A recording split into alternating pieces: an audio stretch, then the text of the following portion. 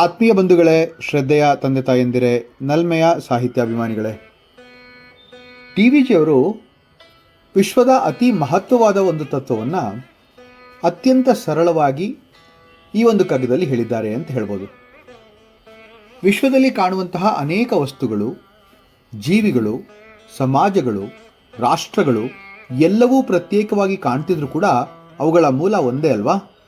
ಮತ್ತು ಆ ಒಂದು ಸತ್ಯವೇ ಅನೇಕ ರೂಪಗಳಲ್ಲಿ ವ್ಯಕ್ತವಾಗಿದೆ ಅಂತ ಇಲ್ಲಿ ಸಾರಿ ಸಾರಿ ಹೇಳ್ತಾ ಇದ್ದಾರೆ. ಹೀಗಾಗಿ ಮನುಷ್ಯನ ವೈವಿಧ್ಯತೆಯಲ್ಲಿರುವಂತಹ ಏಕತೆಯನ್ನು ಹಾಗೂ ಏಕತೆಯಲ್ಲಿರುವಂತಹ ವೈವಿಧ್ಯತೆಯನ್ನು ಅರಿತಾಗ ಮಾತ್ರ ಪೂರ್ಣ ಜೀವನದ ದೃಷ್ಟಿ ದೊರೆಯುತ್ತೆ ಅನ್ನುವಂಥದ್ದು ಡಿ.ವಿ.ಜಿಯವರ ಅಂಬೋಣ. ಇಲ್ಲಿ ಡಿ.ವಿ.ಜಿಯವರು ಅತಿ ಸರಳವಾಗಿ ಮತ್ತು ಅತಿ ಮಾರ್ಮಿಕವಾಗಿ ವಿಶ್ವದ ಎಲ್ಲ ಒಂದು ವ್ಯವಸ್ಥೆಗಳನ್ನು, ಆ ಒಂದು ವ್ಯವಸ್ಥೆಗಳ ಒಂದು ಆಗು ಹೋಗುಗಳನ್ನು ಒಂದೇ ರೀತಿಯಾಗಿ ಅರಿತು ವಿವಿಧತೆಯಲ್ಲಿ ಏಕತೆಯನ್ನು ಹಾಗೂ ಏಕತೆಯಲ್ಲಿ ವಿವಿಧತೆಯನ್ನು ಸಾರುವಂತಹ ಒಂದು ಸುಂದರವಾದಂತಹ ಕಗ್ಗ ಈ ಒಂದು 134ನೇ ಕಗ್ಗ. ಈ 134ನೇ ಕಗ್ಗ ಹೀಗಿದೆ.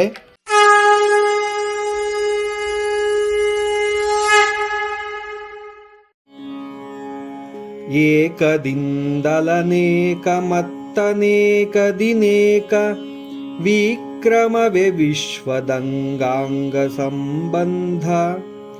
ಲೋಕದಲ್ಲಿ ಜಾತಿಯಲಿ ವ್ಯಕ್ತಿಯಲಿ ಸಂಸ್ಥೆಯಲಿ ಸಾಕಲ್ಯದರಿವಿರಲಿ ಮಂಕುತಿಮ್ಮ ಮಂಕುತಿಮ್ಮ. ಏಕದಿಂದಲನೇಕ ಮತ್ತನೇಕ ದಿನೇಕ ಅಂದರೆ ಏಕದಿಂದಲೇ ಅನೇಕ ಮತ್ತು ಅನೇಕದಿಂ ಏಕ ಅಂತ ಹೇಳಿ ಈ ಒಂದು ಮಾತನ್ನು ಹೇಳ್ತಾರೆ. ಒಂದರಿಂದ ಅನೇಕ ಹುಟ್ಟಿವೆ, ಆ ಅನೇಕದಲ್ಲಿಯೂ ಕೂಡ ಒಂದು ಅಡಗಿದೆ ಅನ್ನುವಂಥದ್ದು ಇಲ್ಲಿ ಮಾರ್ಮಿಕವಾಗಿ ಹೇಳ್ತಿರುವಂಥ ಒಂದು ಮಾತು. ಈ ಒಂದು ಜಗತ್ತಿನಲ್ಲಿ ಎಲ್ಲವೂ ಒಂದೇ ಮೂಲದಿಂದ ಉಂಟಾಗಿದೆ ಅಂತಕ್ಕಂಥ ಮಾತು ಸರ್ವವಿದಿತ.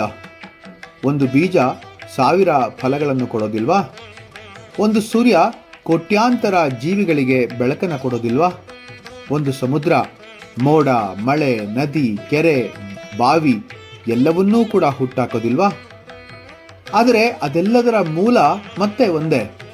ಹೀಗೆ ವ್ಯಕ್ತಿಗಳು ಬೇರೆ ಬೇರೆ ಆದರೂ ಸಮಾಜ ಒಂದೇ, ಸಮಾಜಗಳು ಬೇರೆ ಬೇರೆ ಆದರೂ ಕೂಡ ಮಾನವ ಕುಲ ಒಂದೇ, ಧರ್ಮಗಳು ಬೇರೆ ಬೇರೆ ಆದರೂ ಕೂಡ ಸತ್ಯ ಒಂದೇ. ಚಾಂದೋಗ್ಯ ಉಪನಿಷತ್ತು ಇದನ್ನೇ ಸಾರಿ ಸಾರಿ ಹೇಳುತ್ತಲ್ವಾ, ಏಕಮೇವ ದ್ವಿತೀಯಂ ಅಂಥೇಳಿ. ಒಂದೇ ಪರಮಸತ್ಯದಲ್ಲಿ ಒಂದೇ ಪರಮ ಸತ್ಯವಿದೆ, ಅದಕ್ಕೆ ಎರಡನೆಯ ಮಾತು ಅನ್ನೋದೇ ಇಲ್ಲ ಅಂಥೇಳಿ. ಈಶಾವಾಸ್ಯೋಪನಿಷತ್ತು ಕೂಡ ಇದನ್ನೇ ಸಾರಿ ಹೇಳುತ್ತೆ ನೋಡಿ. ಈಶಾವಾಸ್ಯಮಿದಂ ಸರ್ವಂ ಯತ್ಕಿಂಚಿತ್ ಜಗತ್ಯಾನ್ ಜಗತ್. ಈ ಜಗತ್ತಿನಲ್ಲಿ ಕಾಣುವಂತಹ ಎಲ್ಲದರಲ್ಲೂ ಕೂಡ ಆ ಪರಮೇಶ್ವರ ವಾಸವಾಗಿದ್ದಾನೆ, ವ್ಯಾಪ್ತನಾಗಿದ್ದಾನೆ ಅಂಥೇಳಿ. ಭಗವದ್ಗೀತೆಯಲ್ಲಿ ಕೂಡ ಇದೇ ಥರದ ಮಾತನ್ನು ಹೇಳುತ್ತೆ. ಸಮಂ ಸರ್ವೇಷು ಭೂತೇಷು ತಿಷ್ಠಂತಂ ಪರಮೇಶ್ವರಂ ಅಂಥೇಳಿ. ಎಲ್ಲ ಜೀವಿಗಳಲ್ಲಿಯೂ ಪರಮಾತ್ಮನು ಸಮಾನವಾಗಿ ನೆಲೆಸಿದ್ದಾನೆ ಅಂಥೇಳಿ. ಋಗ್ವೇದದ ಒಂದು ಮಾತು ನನಗೆ ಜ್ಞಾಪಕ ಬರ್ತಾ ಇದೆ. ಏಕಂ ಸದ್ವಿಪ್ರಾ ಬಹುಧಾ ವದಂತಿ ಅಂಥೇಳಿ. ಸತ್ಯ ಒಂದೇ, ಜ್ಞಾನಿಗಳು ಅದನ್ನು ಅನೇಕ ಹೆಸರುಗಳಿಂದ ಹೇಳ್ತಾರೆ ಅಥವಾ ಕರೀತಾರೆ ಅಂಥೇಳಿ. ಈ ಕಗ್ಗದ ಕೇಂದ್ರ ತತ್ವ ಅಂದರೆ ಒಂದು ಕುಟುಂಬ. ಯೋಚನೆ ಮಾಡಿ ನೋಡಿ, ಅದರಲ್ಲಿ ತಂದೆ ತಾಯಿ 2, ಮಕ್ಕಳು 4, ಸ್ವಭಾವಗಳು 4, ಆದರೆ ಕುಟುಂಬ ಮಾತ್ರ ಒಂದೇ ಅಲ್ವಾ? ಒಂದು ಮರ, ಆ ಒಂದು ಮರದಿಂದ ಒಂದು ಕಾಂಡ, ಒಂದು ಕಾಂಡದಿಂದ ಸಾವಿರಾರು ಕೊಂಬೆಗಳು, ಲಕ್ಷಾಂತರ ಎಲೆಗಳು, 1000 ಹಣ್ಣುಗಳು, ಬೇರೆ ಬೇರೆ ಭಾಗಗಳಾದರೂ ಮರ ಒಂದೇ ಅಲ್ವಾ? ಒಂದು ದೇಹ, ಕಣ್ಣು ಬೇರೆ, ಕಿವಿ ಬೇರೆ, ಹೃದಯ ಬೇರೆ, ಮೆದುಳು ಬೇರೆ, ಕಾಲು ಬೇರೆ, ಆದರೆ ಮನುಷ್ಯ ಒಬ್ಬನೇ ಅಲ್ವಾ? ಒಂದು ಅಂಗ ನೋವಾದರೆ ಇಡೀ ದೇಹವೇ ನೋವನ್ನು ಅನುಭವಿಸುತ್ತಲ್ವಾ? ಇದನ್ನೇ ಡಿ.ವಿ.ಜಿಯವರು ಅಂಗಾಂಗ ಸಂಬಂಧ ಅಂತ ಹೇಳಿದ್ದಾರೆ. ನಮ್ಮ ಕನ್ನಡ ಸಾಹಿತ್ಯದಲ್ಲೂ ಕೂಡ ಅನೇಕ ಸಮನಾದಂಥ ವಿಚಾರಗಳು ಬರ್ತಾ ಹೋಗುತ್ತೆ. ರಾಷ್ಟ್ರಕವಿ ಕುವೆಂಪು ಅವರು ಕೂಡ ಒಂದು ಮಾತನ್ನು ಹೇಳ್ತಾರೆ. ಎಲ್ಲಾದರೂ ಇರು, ಎಂತಾದರೂ ಇರು, ಎಂದೆಂದಿಗೂ ನೀ ಕನ್ನಡವಾಗಿರು ಅಂಥೇಳಿ. ಇಲ್ಲಿ ಕನ್ನಡ ಎಂದರೆ ಕೇವಲ ಭಾಷೆಯಲ್ಲ, ಅದು ಸಂಸ್ಕೃತಿಯ ಏಕತೆ ಅಂಥೇಳಿ.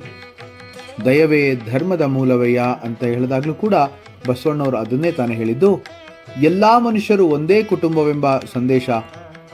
ಅಕ್ಕಮಹಾದೇವಿ ಹೇಳ್ತಾರಲ್ವಾ, ಒಳಗೊಂದು ಹೊರಗೊಂದು ಬೇಡ ಅಂಥೇಳಿ, ಒಳ ಹೊರ ಒಂದೇ ಆಗಬೇಕು ಅಂಥೇಳಿ. ಪುರಂದರದಾಸರು ಹೇಳ್ತಾರೆ, ಮಾನವ ಜನ್ಮ ದೊಡ್ಡದು, ಇದ ಹಾಳ ಗೆಡವ ಬೇಡಿರೋ ಹುಚ್ಚಪ್ಪಗಳಿರ ಅಂಥೇಳಿ. ಎಲ್ಲ ಮಾನವರಿಗೂ ಕೂಡ ಸಮಾನವಾದಂಥ ಮೌಲ್ಯ ಇಲ್ಲಿ ಸಿಗ್ತಾ ಹೋಗುತ್ತೆ. ರಾಮಾಯಣದಲ್ಲಿ ನೋಡಿ, ರಾಮ, ಲಕ್ಷ್ಮಣ, ಭರತ, ಶತ್ರುಘ್ನ 4 ಸಹೋದರರು. ಸ್ವಭಾವ ಬೇರೆ, ಕರ್ತವ್ಯ ಬೇರೆ, ಆದರೆ ಧರ್ಮ ಒಂದೇ, ಕುಟುಂಬ ಒಂದೇ ಅಲ್ವಾ. ಮಹಾಭಾರತದ ಉದಾಹರಣೆ ತಗೊಂಡ್ರೂ ಅಷ್ಟೇ, ಪಾಂಡವರು 5, ಪ್ರತಿಯೊಬ್ಬರ ಶಕ್ತಿ ವಿಭಿನ್ನ. ಯುಧಿಷ್ಠಿರ ಧರ್ಮಕ್ಕೆ ಪ್ರತೀಕವಾದರೆ ಭೀಮ ಬಲಕ್ಕೆ ಪ್ರತೀಕ, ಅರ್ಜುನ ಪರಾಕ್ರಮಕ್ಕೆ ಪ್ರತೀಕವಾದರೆ ನಕುಲ ಸೌಂದರ್ಯಕ್ಕೆ, ಸಹದೇವ ಜ್ಞಾನಕ್ಕೆ ಪ್ರತೀಕ. ಆದರೂ ಉದ್ದೇಶ ಮಾತ್ರ ಒಂದೇ ಅಲ್ವಾ. ಅದೇ ರೀತಿಯಲ್ಲಿ ಭಾರತದ, ನಮ್ಮ ದೇಶದ ಉದಾಹರಣೆಯನ್ನು ತಗೊಳ್ಳಿ. ಭಾರತದಲ್ಲಿ 28ಕ್ಕೂ ಹೆಚ್ಚು ರಾಜ್ಯಗಳಿದೆ, 100 ಭಾಷೆಗಳು, ಸಾವಿರಾರು ಸಂಪ್ರದಾಯಗಳು. ಆದರೆ ದೇಶ ಭಾರತ ಒಂದೇ ರಾಷ್ಟ್ರ ಅಲ್ವಾ. ಇದು ಅನೇಕದಲ್ಲಿ ಏಕ ಎಂಬ ತತ್ವಕ್ಕೆ ಜೀವಂತ ಉದಾಹರಣೆ ನಮ್ಮ ದೇಶ.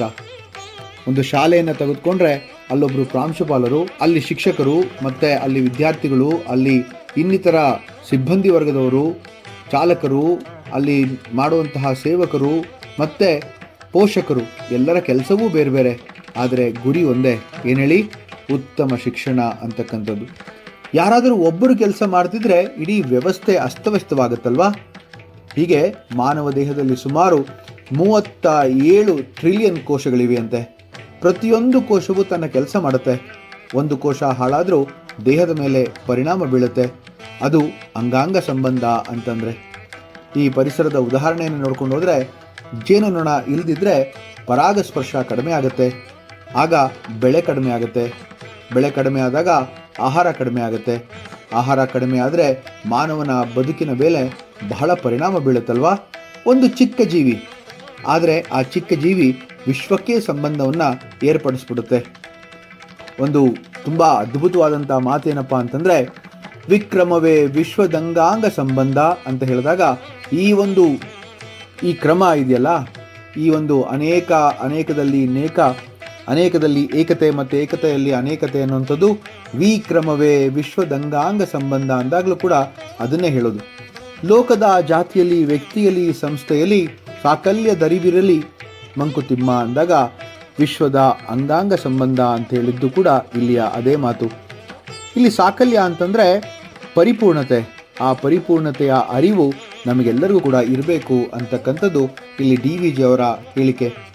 ಇಂದಿನ ಉದಾಹರಣೆಯನ್ನು ತೆಗೆದುಕೊಂಡ್ರೆ, ಒಬ್ಬ ಸಾಫ್ಟ್ವೇರ್ ಇಂಜಿನಿಯರ್ ಕೋಡನ್ನು ಬಳಸ್ತಾನೆ, ಒಬ್ಬ ರೈತ ಆಹಾರ ಬೆಳಿತಾನೆ, ಒಬ್ಬ ಶಿಕ್ಷಕ ಶಿಕ್ಷಣವನ್ನು ಕೊಡ್ತಾನೆ, ಒಬ್ಬ ವೈದ್ಯ ಚಿಕಿತ್ಸೆಯನ್ನು ಕೊಡ್ತಾರೆ, ಒಬ್ಬ ಸ್ವಚ್ಛತಾ ಸಿಬ್ಬಂದಿ ನಗರವನ್ನು ಸ್ವಚ್ಛವಾಗಿಡ್ತಾರೆ. ಯಾರೂ ಚಿಕ್ಕವರಲ್ಲ, ಎಲ್ಲರೂ ಸಮಾಜದ ಅಂಗಾಂಗಗಳು ಅಂತ ಹೇಳಿ. ಹಾಗೆಯೇ ಒಂದು ಸಂಸ್ಥೆಯಲ್ಲಿ ನೋಡಿದಾಗ ಅದರ ವಿಷನ್ ಬೇರೆ ಇರುತ್ತೆ, ಆ ಡಿಪಾರ್ಟ್ಮೆಂಟ್ಸ್ ಬೇರೆ ಬೇರೆ ಇರುತ್ತೆ, ಎಂಪ್ಲಾಯೀಸ್ ಸಾವಿರಾರು ಜನ ಇರ್ತಾರೆ, ಕಸ್ಟಮರ್ಸ್ ಲಕ್ಷಾಂತರ ಜನ ಇರ್ತಾರೆ. ಆ ವಿಷನ್ ಮರೆತರೆ ಸಂಸ್ಥೆನೇ ಕುಸ್ತೋಗುತ್ತೆ ಅಲ್ವಾ. ಹಾಗೆ DVG ಅವರು ಇಲ್ಲಿ ಸಾಕಲ್ಯದ ಅರಿವು ಅಂತಕ್ಕಂಥ ಮಾತನ್ನು ಹೇಳ್ತಾ ಈ ಒಂದು ಉದಾಹರಣೆಯನ್ನು ಕೊಡ್ತಾರೆ. ಈ ಒಂದು ಕಗ್ಗ ನಮಗೆ ತಾತ್ವಿಕವಾದಂತಹ ಸಂದೇಶವನ್ನು ತಂದುಕೊಡುತ್ತೆ.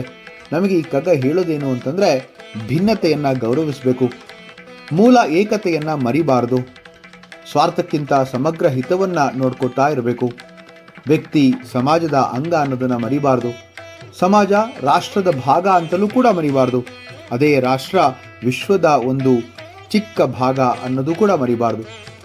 ನಾನು ಎಂಬ ಭಾವದಿಂದ ನಾವು ಎಂಬ ಭಾವಕ್ಕೆ ಹೋದರೆ, ನಾವು ಅನ್ನುವಂಥದ್ರಿಂದ ಸಕಲ ಜೀವ ಜಗತ್ತು ಎಂಬ ಭಾವಕ್ಕೆ ಏರುವುದು ಜೀವನದ ಪರಿಪಕ್ವತೆ ಅಲ್ವಾ.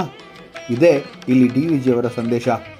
ಈ ಕಗ್ಗ ನಮಗೆ ಸಮಗ್ರ ದೃಷ್ಟಿ ಅಂದರೆ ಹಾಲಿಸ್ಟಿಕ್ ವಿಷನ್ ಮತ್ತು ಪರಸ್ಪರ ಅವಲಂಬನೆ ಅಂದರೆ ಇಂಟರ್ಡಿಪೆಂಡೆನ್ಸ್ ಮತ್ತು ವೈವಿಧ್ಯತೆಯಲ್ಲಿರುವಂತಹ ಏಕತೆ, ಯುನಿಟಿ ಇನ್ ಡೈವರ್ಸಿಟಿ ಎಂಬ ಶಾಶ್ವತ ಜೀವನ ಮೌಲ್ಯಗಳನ್ನು ಬೋಧಿಸ್ತಾ ಹೋಗುತ್ತೆ.